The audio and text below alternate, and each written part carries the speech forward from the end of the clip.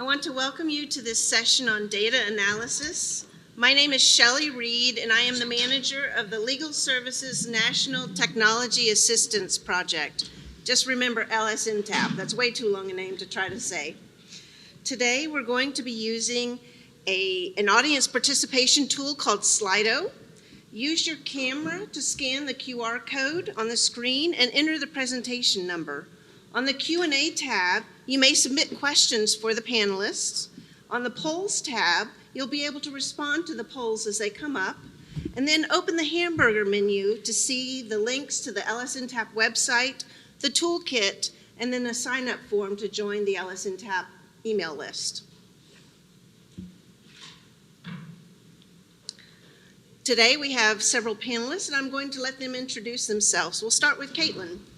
Thanks, Shelley. Hi, everyone. Thanks for joining us today. My name is Caitlin McTiernan. I'm a senior consultant with Just Tech. I got my start in working with data in the legal aid space with the New York Legal Assistance Group. I was a data analyst there.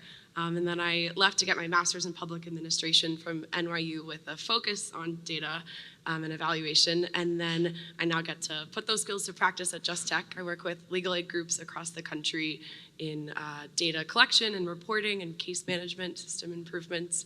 And I'm really excited to be with you all today. Hi, I'm Ellen Samuel. I am the Director of Consulting at Just Tech. I'm also a licensed attorney in Illinois and a certified information privacy professional. I'm here on the panel because I also supervised Prairie State Legal Services telephone hotline and online intake system, and we used a lot of data there. So trying to give some of the perspective of what it's like to be in legal aid, as a supervising attorney, and how we can better use data to better serve our clients. Hi everyone, I'm Holly Stevens. I'm the Chief Data Officer and the Director of the Office of Data Governance and Analysis at LSC. Today, though, I'm going to be leaning heavily on just before I started at LSC, and a career kind of before that was spent with legal aid organizations, just like all of you. Started with a team of one and grew a data team, and actually a data and evaluation learning team from 1 to 5. And I've been talking to many of you for the past 10 years or so on how do we do this, right? How do we build this culture? How do we build this practice? And so we're really excited to have a conversation and talk about the toolkit and learn from you. So LSNTAP the mission is to empower legal aid organizations to use technologies to better and more effectively serve their clients. We do that by providing training, resources, and community. We are known for our Google Group listserv, where members can submit questions and receive answers from members all over the country doing the same kind of work that you're doing. Twice a year, we introduce a toolkit, and this is our latest toolkit that we're introducing this year. The toolkits in the past also include things like cybersecurity and very many other toolkits available. We're here today to introduce the latest toolkit on data and evaluation. And we're all known for technology, and now it doesn't work. So we wanted to learn a little bit about you. So if you would answer, what is your role at your organization? And we'll start seeing answers as soon as they start being populated.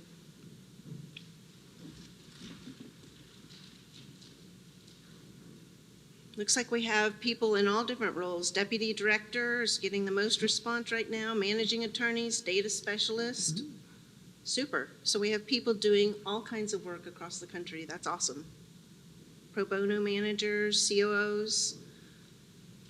This also highlights the diversity of titles that we all have in legal aid organizations. Kind of messes up the data, doesn't it? That's why I refer to everyone as data people. We'll structure it differently. It's an inclusive group.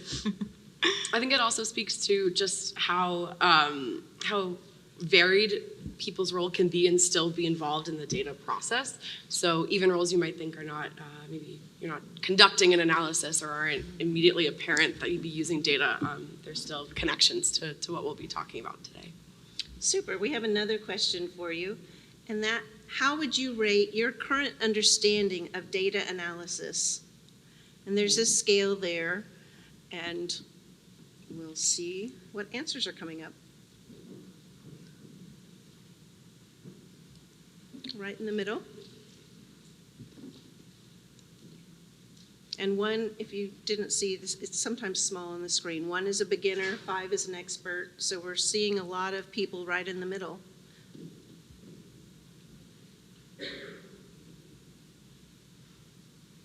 Oops, I'm sorry. Went too fast. Has everyone had a chance to respond? Okay, perfect. So now we're going to start talking about the toolkit a little bit. So Caitlin, can you tell us what is the purpose of the toolkit? Absolutely. So you can think of the toolkit as a framework for engaging with data for anyone in the legal aid community. So if you're coming to this completely new or you are a seasoned expert, our hope is there's something for everybody in the toolkit. It defines and walks through field-specific examples of terminology that folks will encounter if they're taking place or if they're participating at any point in like the data analysis project. It also breaks down data analysis projects into a sort of workflow, a series of phases, and it details what goes into those phases, what are questions and considerations to keep in mind as you enter into each of those stages. The focus of the toolkit is really on the how. So how do you get from an idea or a question to actually having a complete analysis that you can process, you can act on, you can learn from. There are 2 things that this toolkit is not, and I want to make those very clear. So the first is the toolkit is not looking to convince anyone that data is helpful. We're sort of taking it as a given that if you are reading the toolkit or if you are in this room, that you have some curiosity or some appreciation for how data might be able to be helpful for your organization. And the second thing the toolkit is not is like a how-to guide for how to actually conduct specific analysis techniques. So it references a lot of great free resources in the toolkit if you're interested in diving deeper, but it's not, that's gonna go outside the scope of the toolkit. Generally speaking, the toolkit is geared towards those who are either unfamiliar or maybe a bit rusty with data analysis. But that being said, if you're like a data pro in the room, there's something for you in there too. If nothing else, I think it can be a really helpful tool to think through how to engage with your colleagues who are maybe less familiar with data analysis and how to present some of these terms to them in a way that's more understandable. So ultimately, our goal with this toolkit is for readers to be able to walk away with concrete, actionable steps, no matter where they're at in the journey, whether they are in the middle of a data analysis project and trying to figure out where to go next, or if they are just getting started, coming up with questions and ideas for where to begin. Awesome, thank you. Yeah. So how is the toolkit structured? Great, so for that, we're actually gonna dip out of the PowerPoint. We'll go straight to the toolkit, which is now live. And if you want to follow along on your phone, it's on the Slido, and it's also. Well, we had it up earlier. You know, We'll you track can't it have down. a presentation without. This is a great demonstration So of how you to can find it. go Yeah. straight- oh, it's not taking the PowerPoint off. Let's see. That's why we're not seeing it on the screen. If you're trying to follow along on your phone, you can go to the LSN TAP website, and then if you scroll down, it'll be the first thing linked there. It says, click here for the toolkit. So it's brand new. You'll be amongst the first people accessing it. So right on the main page of lsntap.org, down a few scrolls of the mouse, we have a big section devoted to our latest offering. And currently it's set to the Data and Evaluation Toolkit right on the main page. Great, okay. So to go back to your initial question, thanks for bearing with us. The toolkit is structured primarily along the steps of a data analysis project. And we'll go into that in a second, but going from defining the analysis, figuring out the scope of it, collecting data, preparing, cleaning data, making sure it's ready for analysis, analyzing the data, and then ultimately presenting, learning, and figuring out how you can act on it. So that's what you'll see at the top bar is the kind of navigation hub that will be present on any page, and these each reference a particular section. So these first 5 five are the ones that I was referencing. We also have a couple additional but very critical sections at the end. So we'll talk a little bit about this, but it covers steps and strategies for building a stronger data culture. And in a little bit, we'll actually be turning to you all to hear feedback about what you're doing at your organization. So you can keep that in mind. We'll be chatting with you all in a bit. There's also an introduction to evaluations and what that term means in the legal aid community.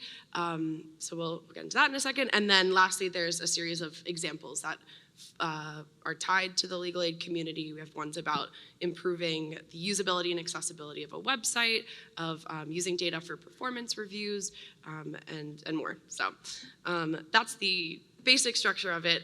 A couple other navigation elements.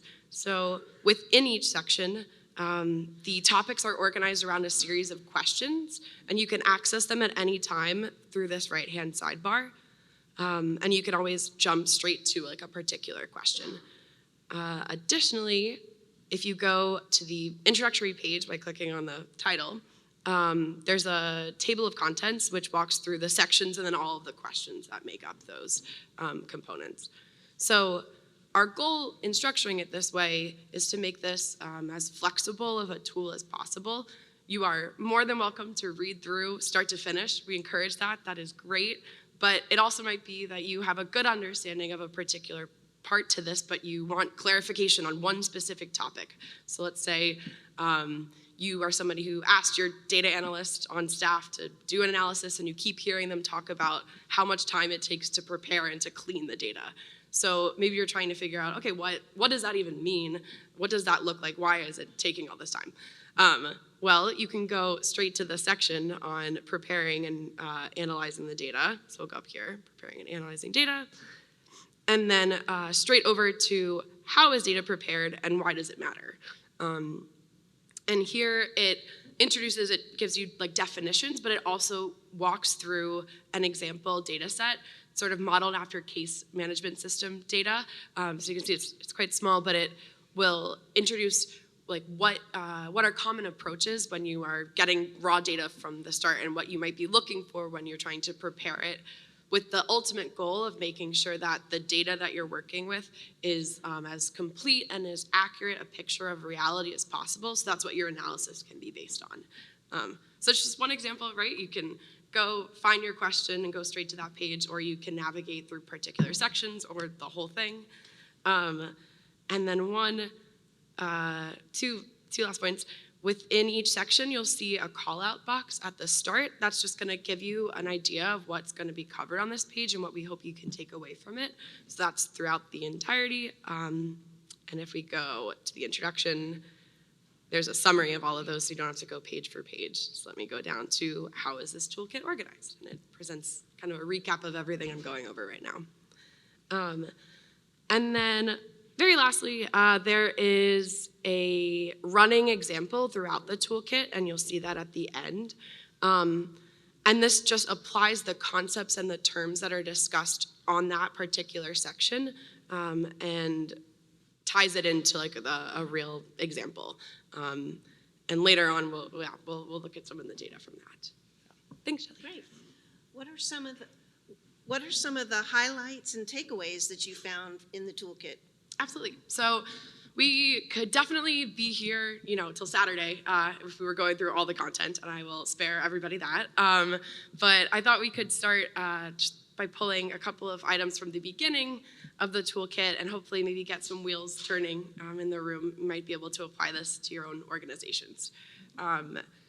So if I'm going to go to the overview when we talk about this. Okay. So when I was talking about the basic cycle of a data analysis project, I said that it starts really in this definition scoping phase. And that's what I want to just stress today and what the toolkit spends a fair bit of time on, because it is very important to prioritize this. It's going to shape the rest of the work that you do. So having a very clear picture from the start of why you were doing the analysis, what you hope to get out of it, We simplify all that by calling it the key question. It doesn't have to be singular. It could definitely be plural. It's often a lot of questions, but we refer to it just as a key question. And it's going to, in turn, inform what types of data you're going to gather, whether you need to collect new data or you're going to go to existing sources. It's going to shape how you present, what analysis you conduct, and then also how you choose to present what you want to shed light on, because all of that work will be geared towards going back and answering that key question. And to scroll a little bit down, it's helpful to be as specific with your language as possible when coming up with this key question, because by being as specific as you can be, it helps make sure that everybody who's going to be engaging with this has a clear understanding of exactly what's going to be used, what the goal is, what the focus is. So this image that I have on the screen is actually breaking down one example that someone might ask. So how many intakes were conducted last year? It seems like a straightforward, simple enough answer, but if you think about each of the components, there's actually a lot of different ways that you might choose to interpret that. So how many intakes, right? That might be referring to intake records. So if an applicant reached out 3 different times, that would be like 3 separate records, or it might be how many clients, how many individuals reached out to your organization for help in a year. And then there, if they had 3 applications, it would only be like counted once because it's for that one person. So that's gonna drastically like potentially alter your numbers for the analysis. If we look at work conducted, that could mean intakes that were started. Doesn't matter if it was completed, doesn't matter if they were ultimately rejected, just everything that was ever, the first page or any amount of information was ever collected for them. Or it could mean intakes that were fully run through and only those that were accepted, or intakes that were completed and then it doesn't matter if they were accepted or rejected. So definitely different options within that. Last year, I think that one's probably the clearest of why that can range a lot. So you might be talking about the calendar year, you could be talking about the fiscal year, you could be talking about your legislative year if there was differences in those. Could be the year from the date that the data was pulled, right? So all of that is going to impact the results that you get and how the data you're selecting, how you're conducting that analysis. So if we're gonna kind of turn that question on its head, or to be more specific, we might say how many unique intake records were started in the calendar year 2021? And that is essentially the same question, but it's just kind of making sure that people are on the same page. Because it is often the case that those who are asking the question are not the ones who are conducting it, or those might not be everybody who's going to ultimately be the audience for the analysis. So baking that in from the start is quite helpful. I've referenced this a little bit in what I was just saying, but as part of formulating your key question, you'll also want to think through who is the audience. So who is going to be using this ultimately, identifying those individuals from the get-go, and then also making sure, I'll scroll down a little bit there, to have a kind of an idea in mind for how you hope to use the analysis. So any of these projects are gonna take time and resources, no matter how small. And so by formulating and articulating that the use case like ahead of time, even if it changes because of the results of the analysis, right? It can still make sure that you're grounding the analysis in actionable like steps that you anticipate. You're not asking folks to give time and to give resources to participate this with no clear end product or use case. You're setting that up from the get-go, knowing it might change, but still like making sure that that's part of your approach. So for anybody who's looking to get started, that is definitely where I'd recommend and where our toolkit picks up is just formulating that key question, identifying the use case and the audience, and then having that really circulated amongst everybody who's going to be involved. Yeah. So if the toolkit is just a starting point, or are there any additional references that people can look to? Yeah. So I'm sure a lot of you in the room are familiar. There's tons of great resources out there. Something that this toolkit is offering is like a curated, organized list of some of the resources. So I would say for any of the sections, any of the terminology we introduce, there are links to additional resources that drill down deeper. So if you want to take that deep dive into, what is a good type of graph to pick for the data that you are trying to show, we've got plenty of links that will help. We have some guidance, and then also we reference other sources that will dive into that deeper. I actually think, if it's okay, I'll point to a couple of those resource lists right now. So they're throughout the toolkit, but there's 3 in particular that I want to focus on here. So the first is this section on how equity relates to data analysis, the answer being equity relates to every single component, every step of a data analysis project, right? It's gonna factor into what values you collect if you're tracking demographic information, or what languages you present like survey options in for data collection. It'll shape how you choose to present any analysis and to conduct it. So one of the things we wanted to make sure to do was link to some really great resources. So We All Count, Chicago Beyond, and Urban Institute. All 3 of these have been doing great work building this conversation around equity and how to have a more equity-centered approach to data analysis. If you're looking for like a good intro starting place, I can say from personal experience, I found the Talking Data Equity series that Heather Kraus, who's the founder of We All Count, runs, is a really great place to start engaging in this. So Heather leads weekly meetings on Fridays. There's people, I think, from across the globe, and she does deep dives into different components of looking at data analysis and equity. I actually wrote down a couple of the upcoming ones, so let me grab that. So she's, I think there's one next week on data equity and measuring disparity. There's also one on how you take an equity-centered approach to building out small groups and sample sizes for your studies, and plenty more. It runs, I think, the course of the year. So this is one set of resources that I would highly encourage everyone to check out. Ooh, and they're free. And they're free. That is a great point. Yeah, even better. There are also there's a list of different, let me get to that, different tools that are commonly used in the data analysis space, so it's giving a starting place. And it also has guides that's referencing that compare each of those tools.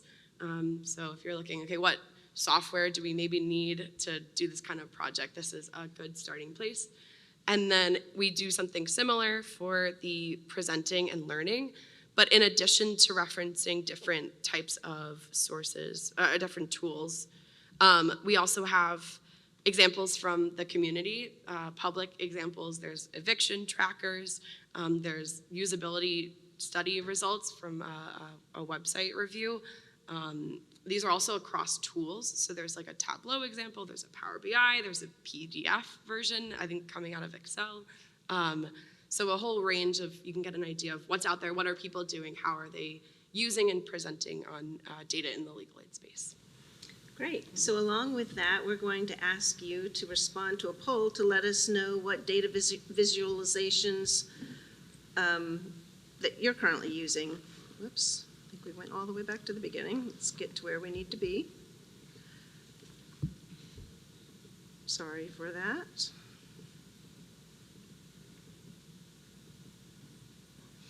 All right, so you can tell us what tools you're currently using. And if you're answering other, we would like to hear what ones we were missing on our list. So raise your hand if you have something else that you're using, because we want to make sure that we provide all of the information that we can to our community. Oh, we're not seeing the answers. There we go. Oh, a lot of Excel, some Tableau, Power BI. And Google Data Studio, we're a bit behind. I think it's Looker Studio now, but formerly Google Data Studio.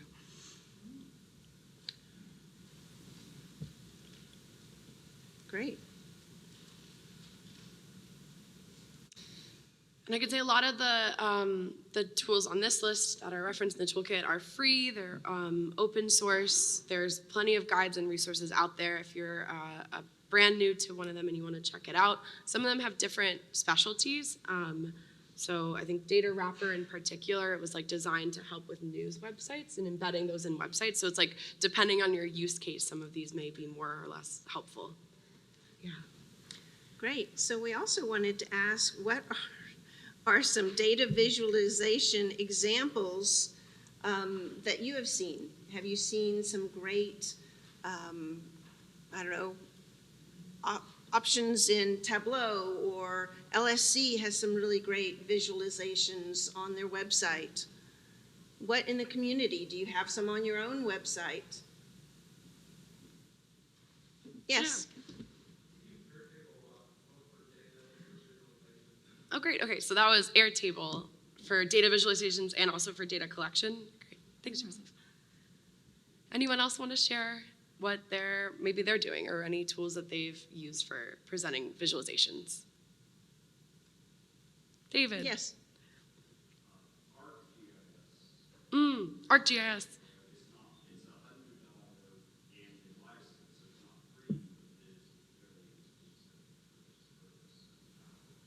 A great one too. Yeah. So that was ArcGIS, another like geospatial mapping tool. $100 annually. I'll take your. What are you mapping? Great. Thanks for sharing. Thank you. Do you want to summarize that for the audience at home? Yeah, definitely. So it sounds like using for intakes, for case data, and especially for grant reporting, funders that maybe are requesting, like understanding where the clients actually live, different than mailing address. Yeah, so it's a lot of address data to sort through, but that and other data analysis needs. So, yes. So we have ArcGIS, very low cost. We have QGIS, free. I think both probably have a bit of a learning curve to it, but yeah, definitely. There's communities I know like online to help get people started with either tool. And I believe we had somebody here. We found LegalServer's data visualization to be great, and we have a dashboard built for our directors so you can kind of see. So for what we've needed it for, we do use other ones as well, like Tableau and Excel, but just their LegalServer basics have been very helpful for us. And I wanted to point out that when we ask about data visualization, it's making data pretty so it's engaging. So have you seen a website that summarizes their data in pictorial form? So that's what we're talking about, is making data so that the audience doesn't just see an Excel spreadsheet of numbers. It makes it a little more usable. So any other examples? Yes. So that was Cliff Data, and it integrates with LegalServer. Click data, I think, right? Oh, Yeah. Click, Yeah. I'm sorry. All right. So now let's move on to just a brief introduction of what, data culture. Caitlin, can you define data culture for us? Yeah, absolutely. So like I said in the toolkit, there's a whole standalone section that we're going to now focus on for the rest of this, and this is the real audience participation, so get ready. So data culture, I think probably the simplest definition would be the ongoing routine use of data to inform decisions, to inform operations at an organization. You can think of it really as as a journey or a practice. It's not like anybody arrives at a certain spot and you're like, that's it, we're done, we got everything we need, right? It's, I see some laughs, I'm sure that's probably familiar with many of you in the room who are working to build a data culture. We put it in the toolkit because it underlies any one-off data analysis effort that you might be engaging in. When you have a robust data culture at your organization, it can help facilitate those kinds of one-off projects, right? It helps build staff buy-in. It has an understanding and a commitment to using that data that then lends itself when you're like, okay, we need to go off and do this one thing. And hopefully then you have practices that are helping making sure your data is collected in a way that it meets your needs and that you have the staffing available to carry out those analyses. So we wanted to really make use of the opportunity of having you all here to see what you're doing, to use this as sort of a knowledge sharing time we'll also draw on examples that are referenced in the toolkit, but that's what we'll be turning to now. So I hinted at it, but Holly, I'll turn it to you if you want to talk a little bit about the components that make up a strong data culture. Yeah, absolutely. And I think I just want to broaden the term. I told Caitlin I was going to do this, like ruin her nice talk here about data culture. And that, like, for staff, that feels like you're only concentrating on the numbers. It feels very quantitative. It doesn't feel people-centered, right?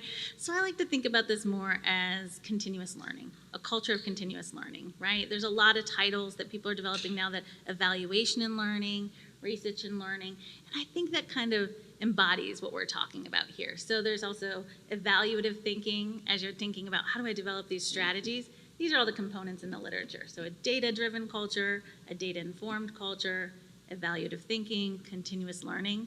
It's really what we're talking about. And I would test those. What works best in messaging for your staff as you're building that culture? Because some land and some don't. Really depends on how your organization's run and the leadership, how they use that terminology. So just know some of those words are a little charged, depending on your history with data, right?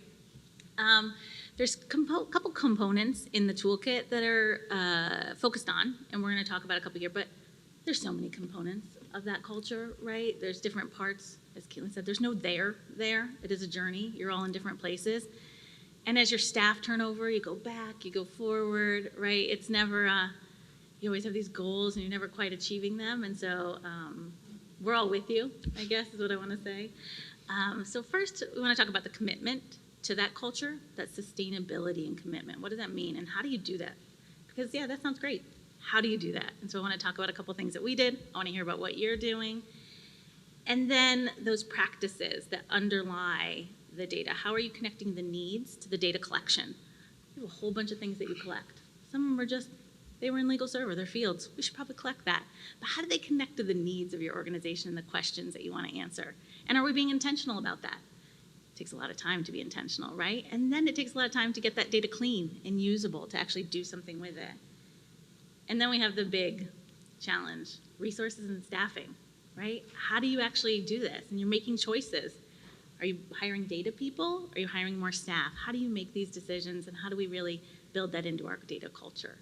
So I think we're going to have another poll question, Yeah, and then we're so- going to dive into commitment. Yeah, so we're going to go through each of those pieces in turn, but we want to ask all of you, how would you rate your organization's data culture currently?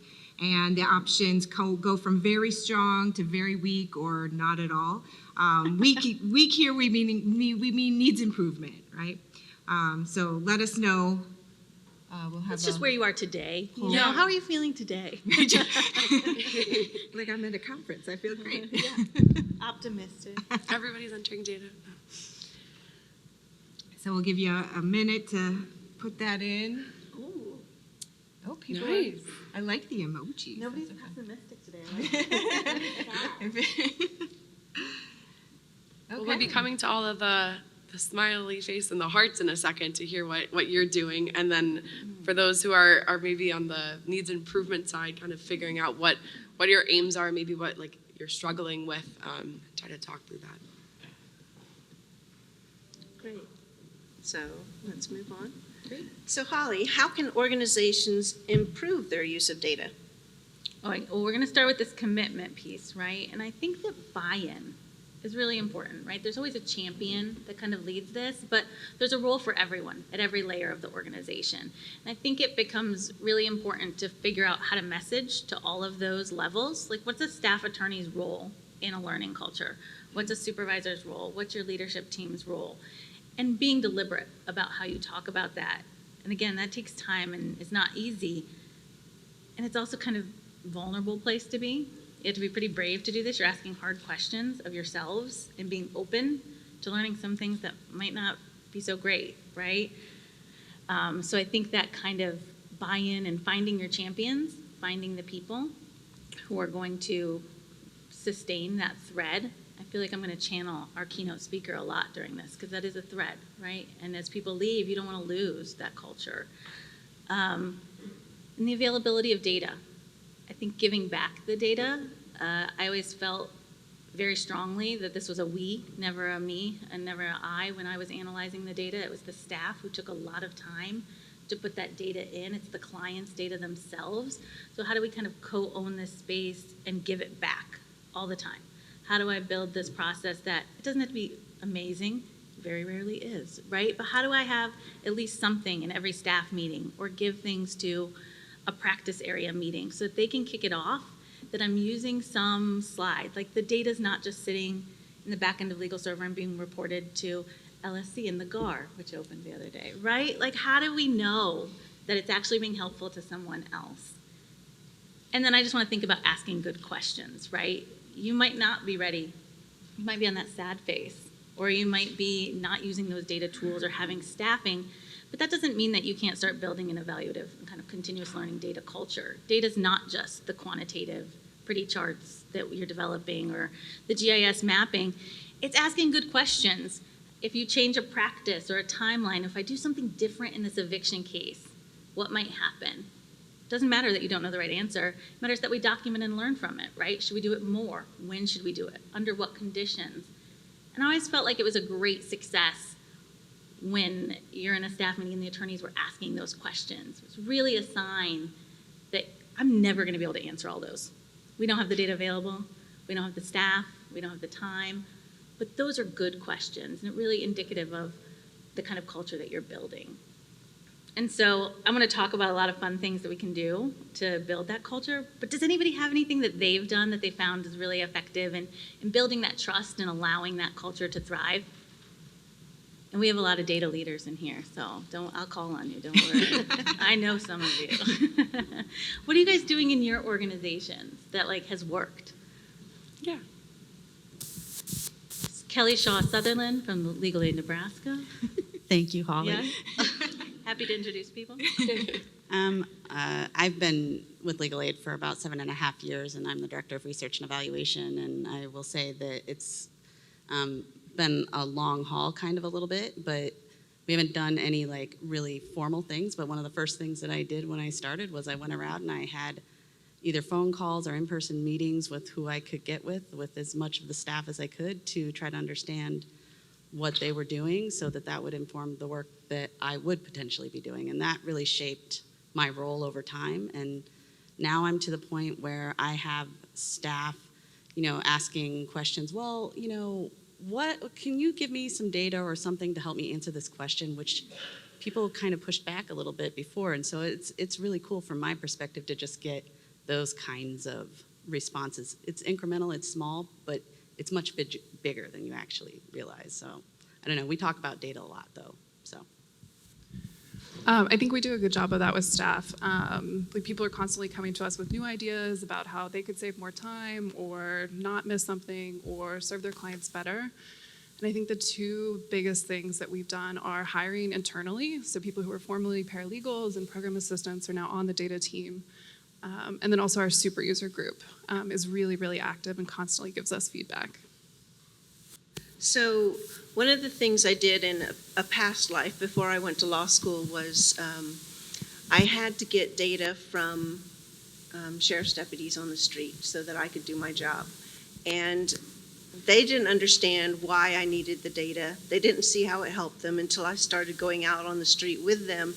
And then I just developed this program of rewarding them for giving good data. So I had these pens engraved. They were cheap pens. It wasn't a lot of money.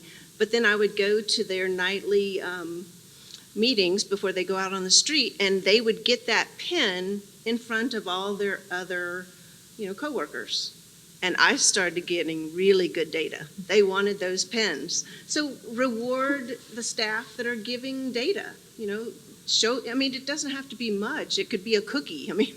But giving them feedback that what they're doing is appreciated is a great way to start seeing data improvement. Don't we all love a good pen, At CLC, at Children's Law Center, where I was before I came to LSC, we had some things called data walks. You can learn about this from the Urban Institute. They talk a lot about it. And what that is you often just put slides or pieces of paper up and walk around a room with different groups to learn about your data. It's often kind of at the end of a quarter, the end of a year, or at the end of a specific project. And if you pair people who aren't typically working together, or you're reviewing data that's not your own, so like the housing group is reviewing the family law, right? It doesn't have to be, you ask interesting questions because you actually don't know, right? There's something happening, there's a process, and everyone benefits from that. So it sounds kind of corny. A lot of people also do it in their communities with clients. So if you have a client advisory board, doing a data walk and walking through, they have a different lens, right? We really want to think about how do you ask those different questions. And you're building that vulnerability muscle too, because they're going to ask tough questions that you don't know the answers to, that you might not want to know the answers to quite yet.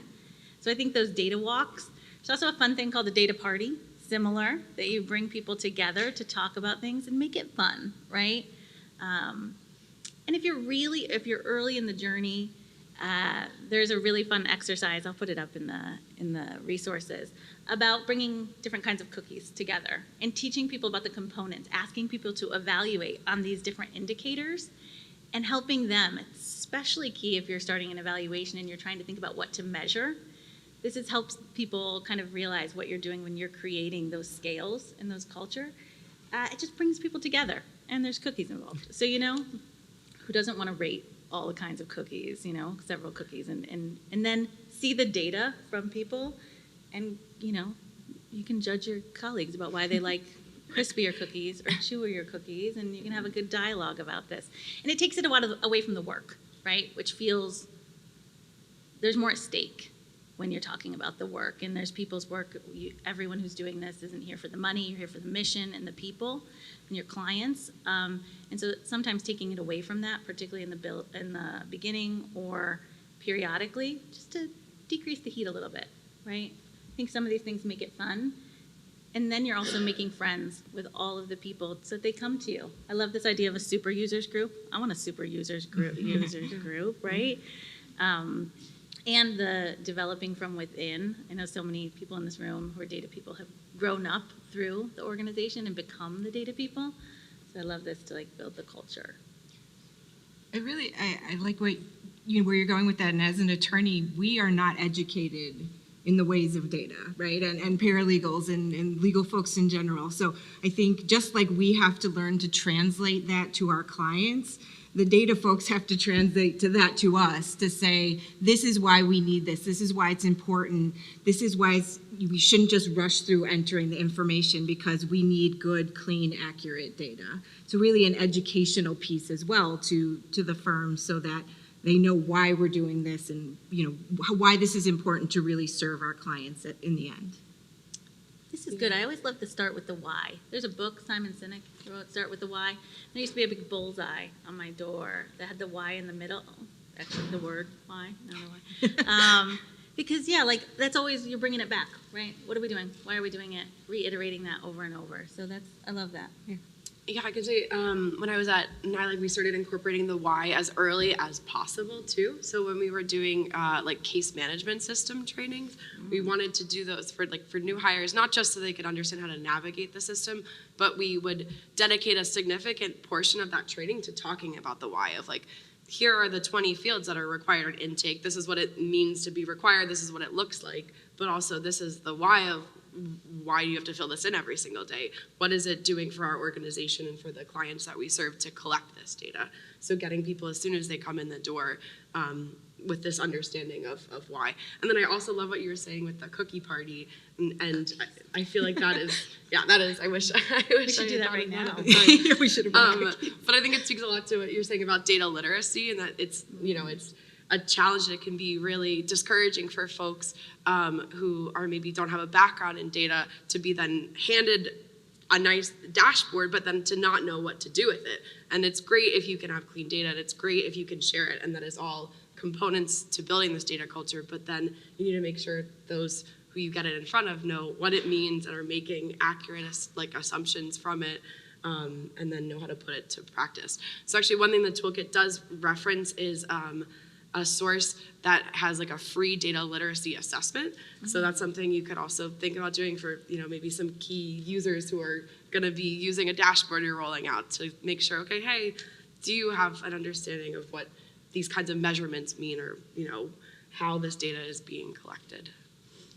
Before we move on, I also just want to put a plug out for, if you're invested in this and you're building a culture of kind of that learning and continuous and pushing yourself for that continuous learning, I think you hire for it, right? There's questions in your interviews for that. You're doing onboarding with those teams to really iterate this, your annual trainings and refreshers, so that it just becomes part of the work. And there are people who don't want to work this way, right? And you want to find that out before you hire them, and you're talking about all the data that you're collecting and how you're being thoughtful and critical of it on yourself, how you're collecting feedback from the community and using that, building that into quarterly meetings and things like that.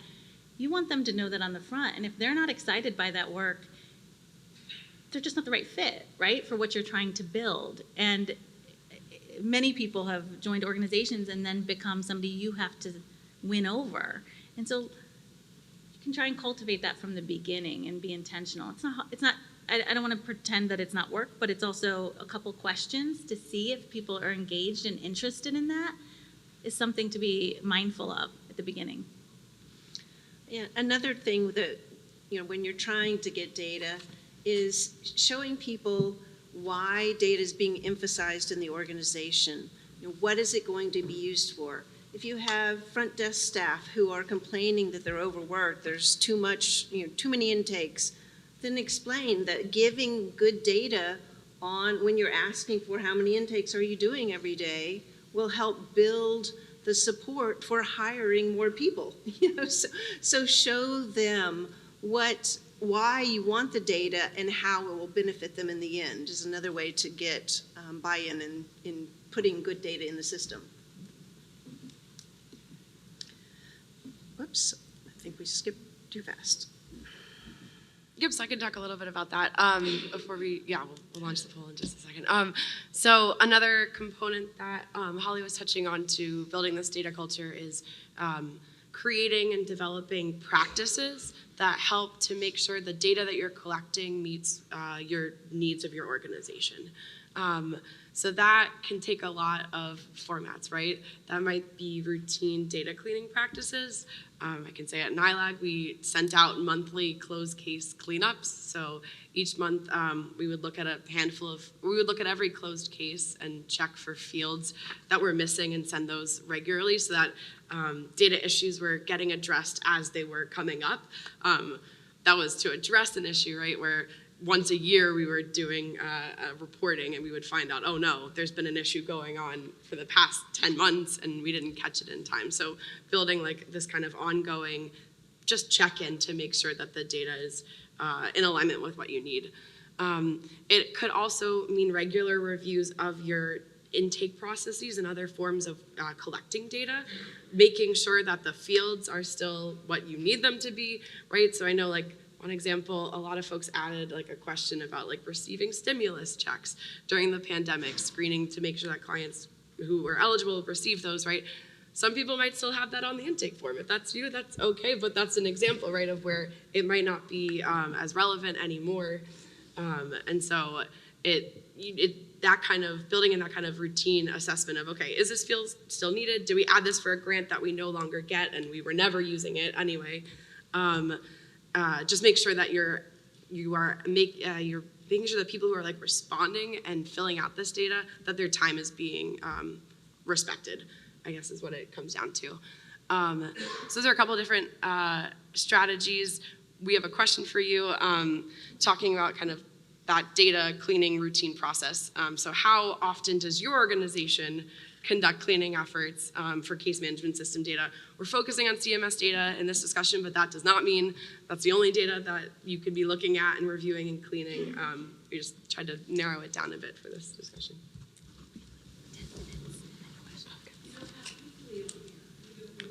Ooh. Weekly.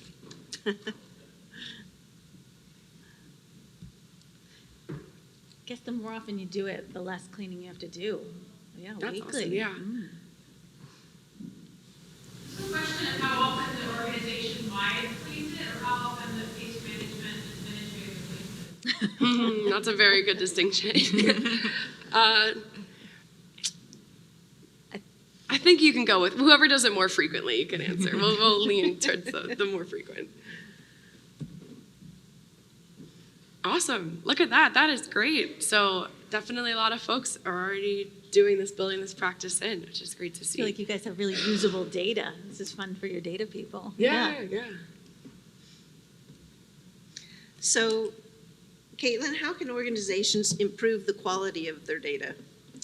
Absolutely. So, right, building in these kinds of practices, if you're maybe on the don't know or the annually, trying to think through, okay, what would it take to do it more frequently? Would that help us? Would that be worth the time? Are we using this data frequently enough that we do need to keep it ongoing? And then, like I said, yeah, regular review of the processes for data collection that you're using and just making sure that they're attuned to the current needs. And then I'll actually turn that question back to you all. So what practices does your organization have to make sure that data that you're collecting is accurate and complete? Again, we'll focus on case management system data here, but if there's another system, another data set you want to talk about, feel free. Yes. Hi. I found that management has a different idea of like what old data is versus people in IT. There's a 7-year sort of rule, but if it has to do with wills, it should never be deleted, all those sort of things. And so it creates this paralysis where people are reluctant to delete data. And I'm always advocating, no, we don't need this. This is actually a liability. Their view is that even if someone just looks at that case within the last 7 years, that it is still somehow reasonable to keep that data. What do people find to be the best practices around that? So for the audience at home, the question is, how do you convince or, how do you balance the need for management who may want to keep data indefinitely versus, IT staff who feels that data is old and needs to be moved out of the system? So I'll let you address the questions. Anybody have thoughts? I mean, I can talk about my experience on both sides as an attorney wanting to keep that, and then also on the IT side. I would try to suggest, let's look at our malpractice insurance and our state laws. This is how long we're legally required, or we're required by those policies to keep that data, and then really emphasize the risk to the client if we get breached, if that data is floating around, what might happen there, and that it is just good business practice that we have to have those regular deletions of data. And also if we get sued, right? If you get sued and you're holding on to data that should have been destroyed, that could be discoverable. So really going back to the basic principles of discovery and running a legal aid as a business and remembering what you need to keep and what you don't need to keep. I do understand that a lot of attorneys want to keep that data forever, but we can't. We really can't. And it's also expensive to hold on to it. So really thinking through and talking through as an organization how you're going to go forward, what policies, data destruction policies you're going to have, and then stick to them and remind people why you have them. Yeah, I guess I would just add it's very unsatisfying. It depends, right? Because I can imagine, first of all, there are really great ways and safe ways to remove the identifying information. You probably don't need all the notes of a case because you're not using those, and I don't know, are they making you analyze them in different ways over a decade anyhow? But there's really good reasons to have historical data as well. And so I think there's a middle ground there that takes us out of file retention and risk.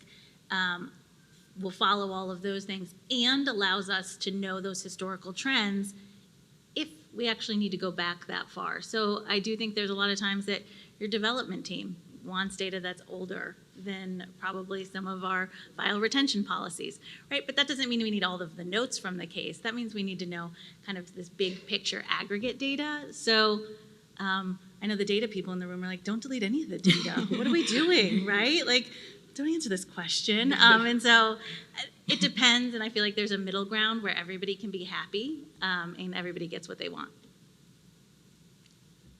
It's very optimistic of you. That's me. I'm optimistic today. I think a related kind of question topic is the idea of changing fields.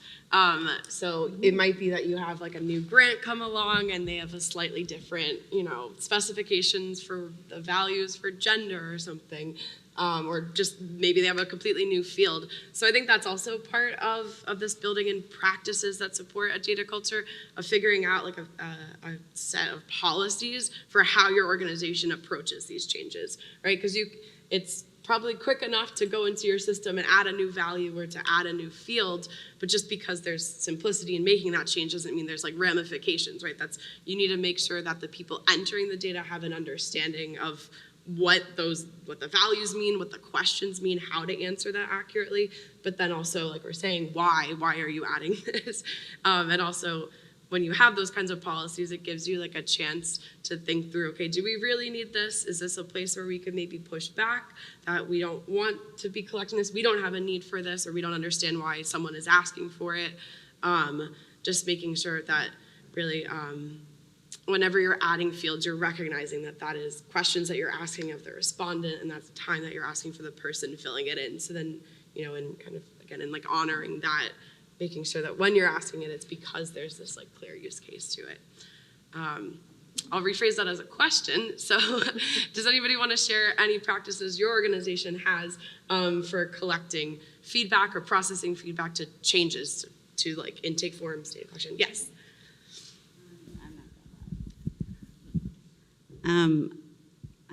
I will say one of the things that we have is, okay, so I actually create some of the changes in our case management system, so I have some of the control, so yay. But I think being methodical is very, very important, because what Holly said, you never know when you need that historical data, so you kind of have to balance it.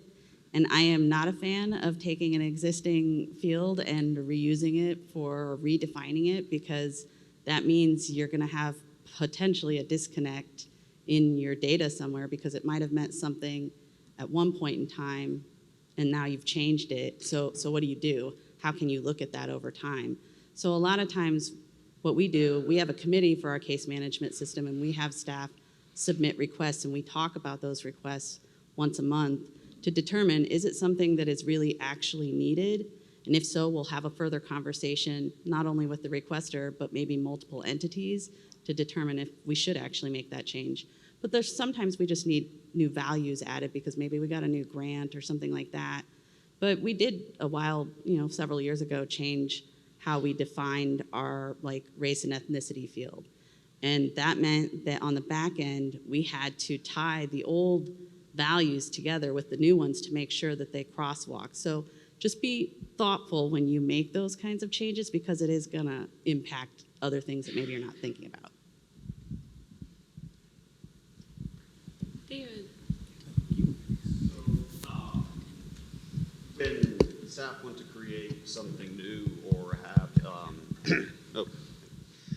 when staff want to create something new or add fields or forms to the system, really working closely with maybe one or two people who are representative of a unit or group to sort of fully develop a sort of schema layout of how something will look, what questions will be present, what types of questions they will be, or what types of fields they will be in terms of text or a drop down or a number, and where possible, returning to that later, where maybe you've had some open text fields and then they've been in use for a few months, you learn sort of what answers are generally going to be present, and then you can simplify that into a drop-down, which is easier to analyze and generally more helpful than having people type stuff out. And so it's having this iterative engagement and refining with sort of a small leadership group And so Caitlin here, I'm thinking really of the work we did with the eviction work in Cleveland. So, but I think that's been a useful process, even where they keep coming back and now wanting to add more things. You also have to think about, do we really need to add this new question, or were you sort of answering this somewhere else and we can just make that information more accessible to you instead of creating it in another place? Thanks so much. I love this idea of, if you're not sure of the limited set of values you might be getting in a response, having an open text, starting to draw from those examples and then coming back to it to say, okay, we want to make sure people have the chance to answer accurately, and now we are going to formalize this a bit more and make it a lookup. Thanks, David. I know we're running a little bit short on time, so I'm going to kick it over to Ellen to round us out. Right, so the last piece that we're going to talk about is staffing, which I think is a concern to many in management and legal aid. Who's going to do this work? You've made your commitment, you have quality data, or you're working on quality data. Who is going to do this in your organization? It's not just the people doing, the data people, right, doing the analysis. It's throughout the organization. You have to have a culture also of educating from intake staff all the way through to the top. This is what we're doing. This is how we're going to do it. This is the why, right? So real quickly, we'd love to hear if you are hiring data people, or how you are choosing who to take on this work in your firm.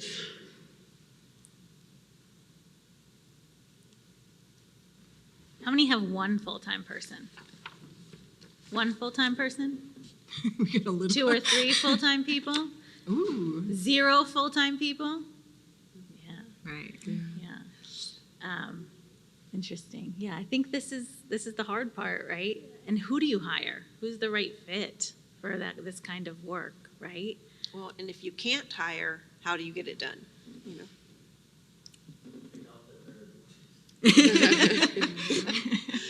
So we had an answer of pick out the nerdy ones.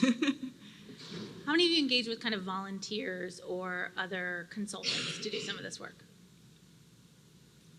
A few. How's that experience been for you? So we actually have high school students that are collecting data for us. I am responsible for analyzing it. I'm the deputy director. I have that background that Right. that's my I'm really, I'm a champion. I haven't been nobody else right now. So we had an audience member who uses high school students to gather data and put it in. Shelley. That we were lucky if somebody was retiring, wanted to still be able to do some work. And she was really good With a lot of data and somebody that we could trust. So she's been able to help us clean data as we're going into, obviously we've been going into compliance season. So that's been really helpful. So if you can find somebody that maybe is retiring that you can trust with that, that was a great find for us. I think we want to welcome any questions too at this point. Yeah. And we can keep talking about staffing, but we also want to, feel free to ask any other questions that are available or that you have that came up during the presentation. So we have some questions that came in during the presentation. How do you build common understandings of data terminology, following example given of how many intakes, or how do you normalize clarifying conversations? Yeah, it's a great question. I think one of the things that I think we've heard from you, we've touched on, is just building in this kind of frequency and these kind of touch points about talking through data, whether that's, giving 5 minutes at every all-staff meeting to do some kind of recap or to do some reminder or a definition and then, in team meetings, doing something similar, having the data be accessible, but then also making sure that it's being talked about a lot. And I think by having those conversations, that also helps unearth misunderstandings or where there's conflicts of different assumptions. You might be presenting data on, brief service cases, and then someone might say, oh, this is how I interpret that, and you'll find out that someone interprets it differently. So, excuse me, the more often you can bring these kinds of conversations up, I think the better. Can I answer? I found it helpful also to develop a like in a data request, that there was just, here are the key terminology, because you're kind of training people to answer. What year are we talking about? Is it open? Is it closed? Is it handled? Do you want pro bono included or not? What's an intake? What's a case? What's a brief service? What's, right? And have this cheat sheet, especially as we have new development staff, new communication staff. They're sending you a data request, whether they're sending it to the deputy director who doesn't have time to answer this, right? Or that you have a data person or a volunteer who's working with you. And it cuts out some of this while also building a shared language. And so I think it took me far too long to realize that that's a shortcut to just write down and say, this is what you need. And of course, people don't send you the data request in that format, but I think the people responding also just know these are the 5 bullets, right? Okay, what do we need it from? And you're kind of going back and forth while cementing that shared language. So it's a training on both people's end, I think. So then our next question is, in your experience, which visualization tool is the most flexible while being easy to use? Personally, I'm not a professional data person. I like Airtable. It's very easy to put in, get some visuals, and you can easily embed things right in your website, and it updates as things change. It updates automatically. I think it ends up being a very like personal preference, right? A lot of the tools that we presented, I'd say everything has at least some bit of learning curve, but at the same time, all or almost all of them present, suggested formats for this tool, or there's like training series to help you get up to speed really quickly. So I think there's little quirks to it, what you find, like you individually find as like helpful or easy to process. I think there's really like no wrong answer here. So not to be vague, but I don't want to say, this is the one that I think everybody should be using, because that's not the case. It's going to be what speaks best to you and what you find easiest to navigate. I think Christian just wants a fight happening here. Like, who's going to go Power BI? Who's going to go Tableau? Who's going to go something else? Divide up the room. A really exciting conversation. Yeah. Yeah, like let's do it. I think also, what are you doing, right? Are you explaining or are you exploring the data, right? Because there are really great data visualization tactics and best practices that you can use to take a graph and explain what you're trying to take. The takeaway is immediately clear, right? Because you're not having somebody explore. You have a takeaway. You're showing it. You don't want somebody to go back and forth and back and forth and back and forth. You want it to be immediate. And there's ways to do that with your title, with your scales, with your labels and things. And then there's a different way to explore data with dashboards and things then that flexibility becomes even more important. Can it connect to your case management system? Is it connecting to your backup? At Legal Aid Nebraska, they have Tableau connected. Other folks have Power BI connected to Legal Server. And so if you're exploring your data, and Susan Vincent doing fantastic work, Power BI connecting and creating great interactive dashboards. So I think the use case matters for us to be able to take a stand here, I think, on which tool is better. Yeah. Any other questions? You can put it in Slido, you can raise your hand. Just shout it out. This may be for the panel or for the audience, I don't know which, but following up on the conversation about when you're changing or updating fields, are there any best practices about keeping a change log or kind of keeping a history of when there are major changes that might impact the data? So for us, for example, we change case management systems, and that's a big delineator between legal server data and post. Is there any best practices or things that you guys have found useful to help maybe someone that comes later and wasn't there for the transition understand the differences? Anybody have amazing data dictionaries and data documentation? You all have the time for that, right? Okay. It's work to keep them up. Yeah, Kelly. So audience member mentioned that they have a log where they track any change request. David.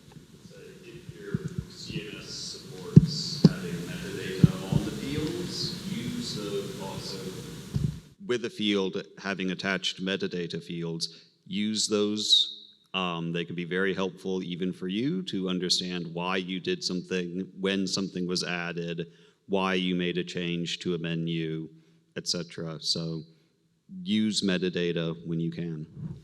And I like your example from before of the notes about why the change was made, right? How you got there. I think all of those things are important to keep as I changed intake over time, it was always fun to go back and be like, why did we add this field that no one's using? And so some of it's also just those notes around things.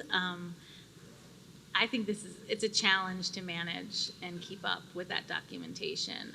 But you do need those bright lines of when things change, not just in your system, but also in the community, right? When COVID hit, when right to counsel went into place, things like that, so that you can have these lines, not just that your data changed, but also that the world changed around the data. And so I think having all of this is a challenge, how we can maybe use that community of practice. I'm hoping that the forum is going to be on Whova here shortly, that we can all solve together. All right. If there are no other questions, we have one in the back. Yeah, the LSNTAP has a data analysis framework that I've used in the past in trying to sort of figure out how to approach the questions. Is that integrated at all into this? It is not. Some of the framework is out of date, so we're looking at whether it's worth getting it up to date. So it was not built into the toolkit. It is still out there, and we can certainly give you the links to access it, but terminology is mainly what has changed. I do think they both end up being complementary to an extent. I think the toolkit you're referencing, it has the structure of it is shaped so much around like the examples, and it's just so robust with examples. It's fantastic. I think the toolkit, the new one that's being launched, while it has examples throughout, it's a lot of definitions and concepts and like the application of those terms and why the terminology kind of matters. So I think you could approach both and you would get a very robust understanding. I think it can go together quite well. I think we're out of time. I think we're time, yeah. Well, thank you, everyone. Thank you. Thank you, everyone. Thanks for attending, everyone.